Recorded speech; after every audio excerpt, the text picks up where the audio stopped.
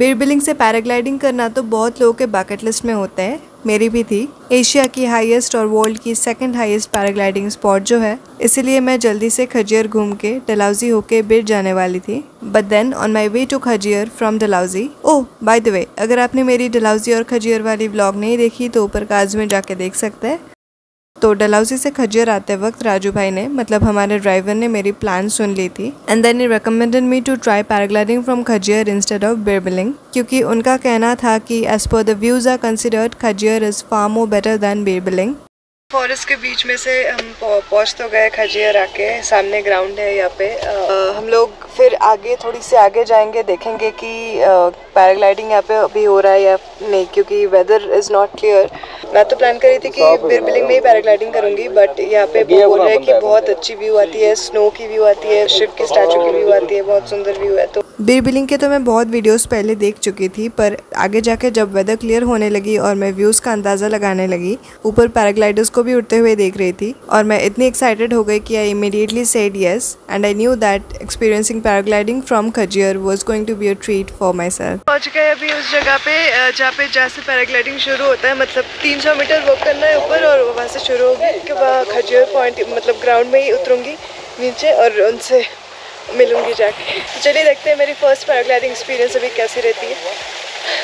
Excited. ये देखिए रास्ता कुछ ऐसा है सामने। 300 मीटर एक्चुअली शॉर्ट ट्रैक ही हो गई यहाँ पे, हाइकिंग नीचे से आए थे बस है। अब ये जो टेक ऑफ साइड पहुंचने के लिए 300 मीटर वॉकिंग है यहाँ पे, that is different from Bir Billing. वहाँ अगर आप बीर में स्टे करेंगे तो आपको टेक ऑफ साइड पहुंचने के लिए जो बिलिंग में है गाड़ी लेनी पड़ेगी। जो पैराग्लाइडिंग करवाते हैं वहाँ वही प्रोवाइड करते हैं। और अब हम पहुँच गए पैराग्लाइडिंग साइट एग्जैक्टली। वॉक करते हुए यहाँ पे ऊपर से हम लैंड करेंगे नीचे। तो ये पैराग्लाइडिंग पॉइंट पे पहुंच गए, शुरू करने वाले हैं थोड़ी देर में पैराग्लाइडिंग। पैराग्लाइडर्स और ऑलरेडी है जो लोग करने वाले हैं। यहाँ पे एक छोटी सी दुकान भी है, यहाँ से मैं नींबू पानी पी रही हूँ। भी मैगी चाय मिल जाती है यहाँ से। प्यास लग गई भी। 300 मीटर चढ़ के काफ़ी स्टीप है और अभी तो एक्साइटिंग पार्ट अभी शुरू होने वाली है। नींबू पानी पी के अपना मूड ताज़ा कर ली और रेडी हो गई अपनी उड़ान के लिए।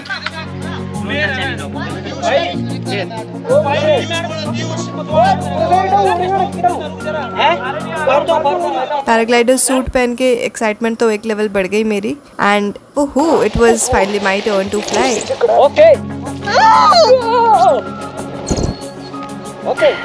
ओके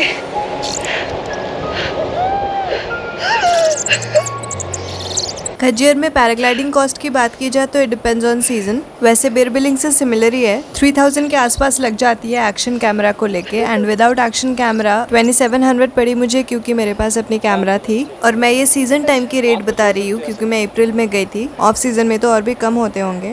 भाई क्या व्यू है यहाँ से,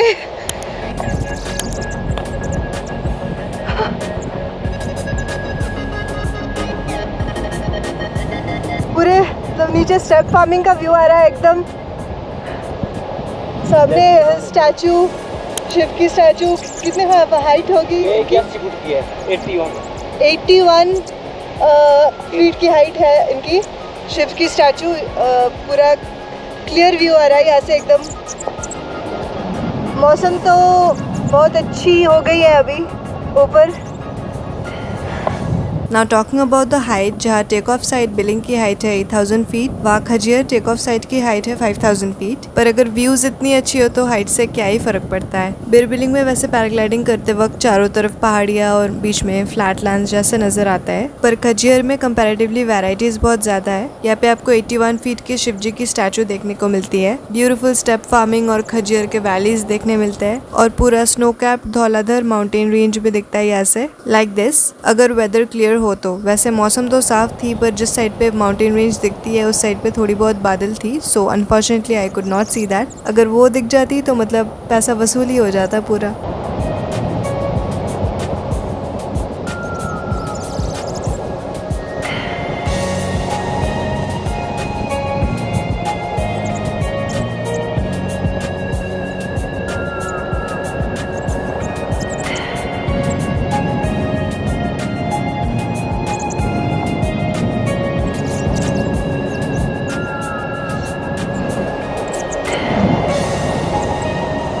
लैंडिंग टाइम में पाँव ऊपर रखना है, ठीक है? अच्छा ठीक है, नीचे नहीं लगाना है आपको। ठीक है।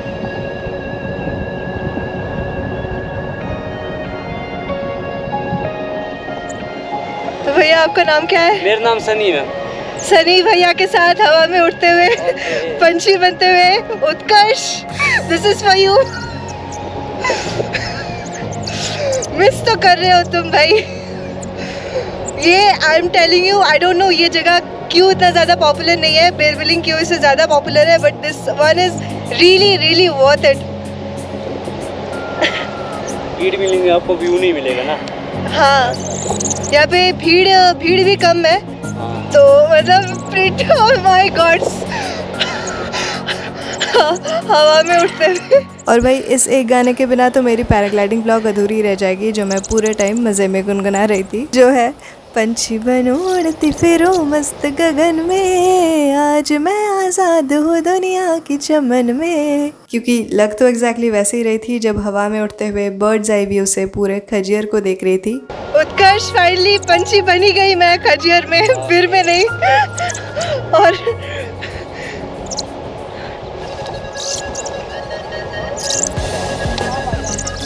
Okay, leg straight, go straight, yes, okay, stand up, yes. Khajjiar landing site जहाँ पे उतारता है वहाँ से भी व्यूज़ बहुत मस्त है। और जैसे टेक ऑफ के टाइम गाड़ी प्रोवाइड करता है खजियर ग्राउंड से टेक ऑफ साइट आने के लिए, वैसे ही लैंडिंग के बाद टेम्पो या जीप प्रोवाइड करता है ग्राउंड तक जाने के लिए। जहाँ नॉर्मली तो लोग अंदर बैठ के ही जाते हैं, पर अगर आप मेरे जैसे थोड़ी सी एडवेंचरस है तो आप ऐसे टेम्पो में ओपन राइड का मज़ा भी ले सकते हैं। तो यार जहाँ पे हमारी लैंडिंग हुई थी, लैंडिंग पॉइंट से थोड़ा सा ऊपर आनी पड़ी, फिर यहाँ पे एक्चुअली ऐसे ग्राउंड जो है नीचे, इस गाड़ी से जाएंगे अभी। तो पैराग्लाइडिंग के बाद और एक एडवेंचर नीचे ग्राउंड तक, यहाँ पे इस टेम्पो में ओपन राइड करते हुए नीचे ग्राउंड तक जा रही हूँ।